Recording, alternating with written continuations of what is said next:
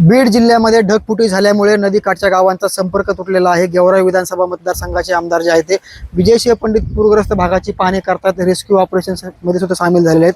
आहेर चुंचलीमध्ये ते पाहणी करतात। राजे, आपण बघू शकतो की बीड जिल्ह्याच्या इतिहासामध्ये पहिल्यांदाच एवढा मोठा पाऊस झाला आहे।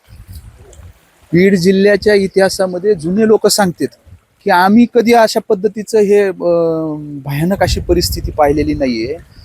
हे सिंदफणेचं पात्र बदलून नवीन प्रवाह तयार झालेलं हे म्हणजे पात्र सोडलं इथून पात्र असेल जवळपास एक किलोमीटर आणि हे बघा तुम्ही हे सगळं शेती आहे।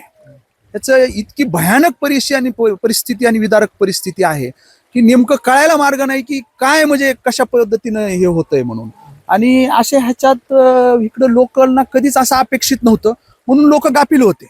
त्याच्यामुळं वस्ती असेल कुठं असेल शेतात असेल गेलेले असतील अंदाज आला नाही। आणि काल सकाळपासून पहाटेपासून जे पाणी वाढायला सुरुवात झालं पात्र सोडून नदी जे काय आहे 1 किलोमीटर 1.5 किलोमीटर अलीकडनं जे काय आहे वाहती आहे। ह्याच्यामध्ये जीवितहानी होऊ नये कुणी याची काळजी आम्ही काल दुपारपासून जे काही आहे या सिंदफणेच्या काठावर ठाण मांडून बसून इथं आम्ही करतोय। इथं मदत कार्य कसं पोहोचलं पाहिजे। कालच रात्री जे काय आहे मध्यरात्री आम्ही 12:30 वाजता NDRFच्या टीमनं मोठ्या जिकरीनं जे काय आहे त्या ठिकाणी 16 लोक एका ठिकाणचे आणि एक व्यक्ती तर थेट शेतामध्ये होता। हिंगणी हवेली तुमचा नांदूर हवेली या ठिकाणचा दिंडे वस्तीवर शेतामध्ये एकटाच त्या ठिकाणी व्यक्ती जो काही शेतकरी तिथं जनावरांना चारा वैरण टाकण्यासाठी गेलेला आणि अशा पद्धतीचं पाणी आलं। त्याला रात्री 12:30 वाजता आम्ही रेस्क्यू NDRFच्या मदतीने केलेला आहे।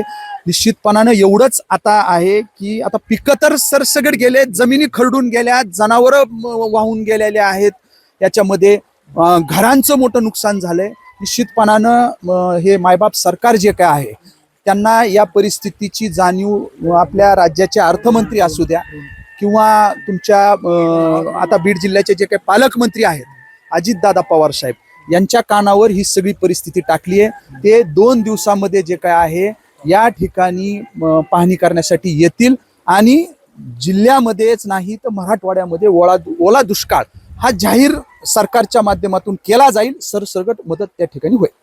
एकंदरीत पाहायला गेलं तर पशुधनाची देखील मोठी हानी झालेली आहे। जे की फळबागा होत्या त्या फळबागा देखील हानी झाली। कशा पद्धतीने मदत मिळणार आहे, काही सूचना वगैरे काही समोर आले काही? नाही आता कसा आहे विषय माहिती का, ह्याच्यामध्ये फळबागा असू द्या, शेत जमीन खरडून गेली आहे, सगळंच वाहून गेलंय, तर त्याच्यामध्ये आता काही निकष लावण्याचा काही विषयच येत नाही। जे काही त्यांनी लावायचे आहेत NDRFचे असू द्या किंवा जे काही ठरवतील त्या पद्धतीने सरसकट मदत करावी लागणार आहे। नक्कीच हे होते विजयसिंह पंडित पूरग्रस्त भागामध्ये पाहणी करतात। निकष न लावता आता शेतकऱ्यांना सरसकट मदत मिळणार आहे असं त्यांनी आश्वासित केलेलं आहे। साम TV साठी मी योगेश काशीद, आहेर चुंचुली, बीड।